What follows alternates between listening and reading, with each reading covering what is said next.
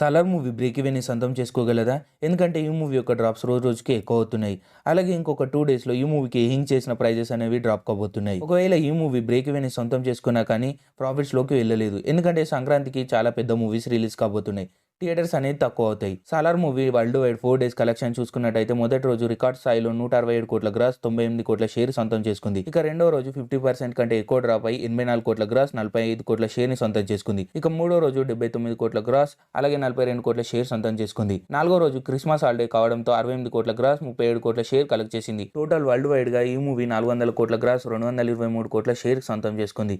ఈ మూవీ యొక్క break even target 345 కోట్ల షేర్. అంటే ఈ మూవీకి ఇంకా 124 కోట్ల షేర్ వస్తే బ్రేక్ ఈవెన్ సొంతం చేసుకుంటుంది. ఇక ఐదో రోజు 25 కోట్ల షేర్ సొంతం చేసుకునే అవకాశం ఉంది కాబట్టి ఈ మూవీకి ఇంకా 100 కోట్లు వస్తే బ్రేక్ ఈవెన్ సొంతం చేసుకోగలదు. రోజుకి 20 కోట్ల షేర్లు ఎక్కువ వచ్చిన ఈ మూవీకి ఇంకా 6 రోజులు పడుతుంది బ్రేక్ ఈవెన్ కావడానికి.